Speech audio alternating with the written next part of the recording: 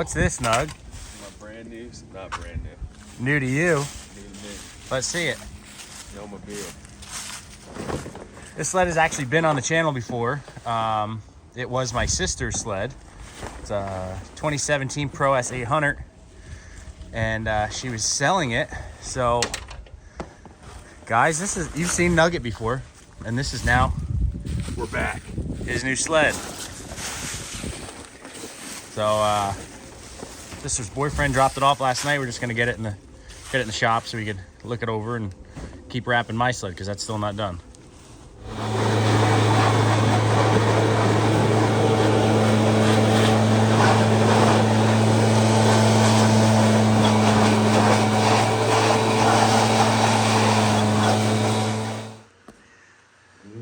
So Nuggets Pro S 2017, bought off my sister, is now on the chopping block in the shop. We have our gym is now being taken over by snowmobiles, which is okay. As you guys know, we talk a ton about suspension. Dylan, aka Nugget, as we know him as, he's been Nugget for us for many moons. Comes from a motocross background, so really good rider, aggressive rider, and the Pro S suspension just was not going to cut it. We talk about how soft these things are, and even just him getting on it, he's like, what is this stuff? So aside from this QS3 rear shock, which was mine off of my Pro S, which is valved really good. It has a 125-pound spring on the back, which we don't know if it's going to be enough, so we're going to try it, see how it is. We're going to add some preload in it today. But we took the front track shock, front shocks out, and sent them off to Bruce to have him have them gone through. So pretty much pulled the needles out of it. I don't know if he did different pistons or not, but put a valve stack in there that we know would be fitting. So Nug is, 250, 260, so... 45. Whoa! Well, we went on the high end because of how aggressive rider you are. So we went on the high end, and obviously the 80-pound springs, which we're looking at here, are not going to be nearly enough. They're not enough to hold the sled up as it is. So we actually went with a set of 120-pound springs, which we just realized are an option for an 1 3/4 shock. Again, this isn't a 2-inch shock, this is an 1 3/4. So we have 120-pound springs. And then for the front track shock spring, we went with a straight 150 instead of the 90-280. I'm pretty sure that's what that is. I'll look it up before I put it. But needless to say, shocks are all gone through with the Bruce treatment, and we're going to slap them in today. So Nugget's going to learn how to work on sleds. We'll start with the easy ones up front, and then we'll go to the front track. Do you want to be able to pick the skis up or not? Yeah.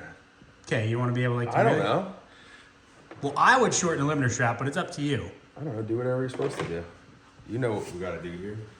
Nito, you make the call. He rides hard as hell. Let that thing get in the air.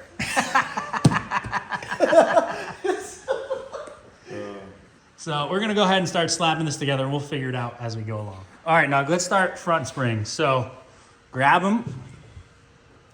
Luckily, Nug's mechanically inclined, so... Kind of. Give or take. Kind of. Yep. So the nipple is going to want to go in the hole.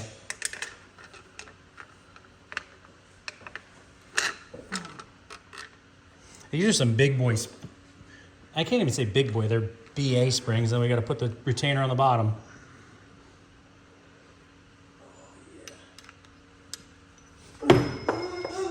You want a video and want me to do it? Yes. Okay. And we're back.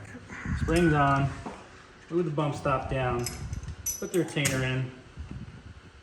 And take all the slack out. So we talk about preload all the time on this channel as well. So pretty much our preload, the way we do it, we don't do total spring length.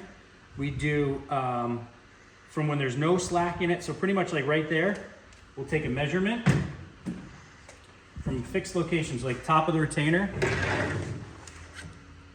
It's like top of the retainer to just say the end of the body. It's about 2 inches, and we're gonna run a 1/2 inch preload. So then you turn this in until that number is 2.5, not just 2. So that's 1/2 inch of preload. So I know guys get kind of confused when we do it that way. So that's only a 1/4 inch, so we're gonna crank these bad boys up. Again, this is like a super aggressive setup. Valving it, it's very aggressive. So we'll go through and do both of these before we even put them on the sled. So luckily, Nug got, Bruce didn't have any more black 120 pounders, so we had red ones. Luckily, Nugget's sled is red.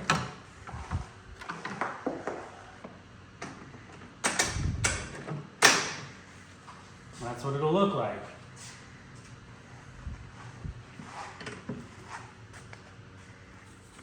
What's the red look like with the side panel on this side? You are like the Red Ranger. Yeah, Trying to sell them on a seat cover to get rid of this little bit of white. That's how we roll. I did do it backwards. So we added some preload to the rear. Again, this might be too soft of a spring for Dylan's weight, so we might be bumping up, but we just wanted to kind of try it and see where it is. But I did convince him, or not convince him, I gave him the option for the limiter strap like we said. So pretty much what we're gonna do here, and this is the bottom one. We're gonna drill a hole, flip it on this side, 1 inch up from where that hole is. So then it's gonna shorten the distance from the bump stop to the bottom of the front torque arm and 1/2 inch. So people are gonna be like, oh, well, that doesn't seem like a lot, but it is. I mean, 1/8 and 1/4 of an inch down here is big. But with these sleds, with the uncoupled rear suspension, they really like that limiter strap sucked up. So for him to really get this thing to be working the way that he wants it to, we're gonna lift that up. If he wants it to be more playful, we could always go back out with it, but it's easier to drill this hole in the shop now than do it when it's negative 10 degrees outside. So we're gonna go ahead and drill that hole, get it all back in. We have our front track shock ready to go in. We're not setting preload on that because you do that after you install it and put your limiter strap back in. Then you set preload. You don't do that before you throw it in there. You connect the limiter strap, then you set preload of that front track shock spring. So we'll do that once we get there. All right, front track shock's back in. You guys can still see it's loose in there. But what you see up here, see how far the this crossbar that the limiter strap goes around, how far it is down. So all that's gonna do is suck this area in, and then it's gonna lose all of this free area here. So we're gonna go ahead, gotta put it on the ground to do that unless you're fighting the front track shock and spring, and we don't really wanna do that. We'll make it easy. We'll just lower this down, put a 4x4 underneath the front of the track. It'll compress that front and go right around. And then I'll show you guys what it looks like when it's back up in the air. Okay, so limiter strap's in, shortened. It looks all cattywampus in there, but it'll straighten itself out. And now we don't have any more slack in this. So it has a little bit of preload. The spring's a little bit long. That straight 150 is actually a Pro X front track shock. Not this shit, guys. So, yeah, we gotta put the wheels back on, the bogey wheels. I'm gonna tighten this track a little bit too. These Pro S's, as they go through travel, they tighten, and you have to check them from this point. You can't jack them from the rear bumper, so it gets a little bit weird. So we're gonna tighten it up so he gets no ratcheting. Yeah, it's definitely loose. So we're tightening that up, and then we'll get it on the ground and see what it feels like. Moment of truth, buttoned up.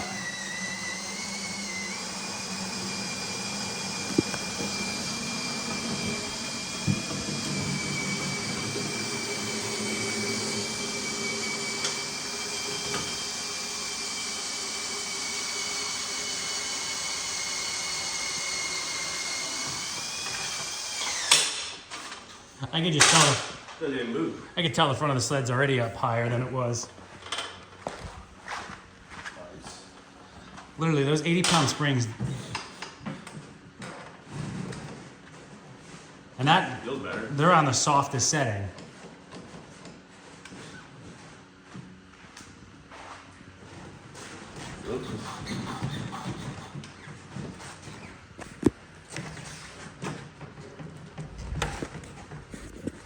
Now jump, now it's on the hardest setting. Yeah, it's a little bit different. You said. So they're all the way soft, so do that.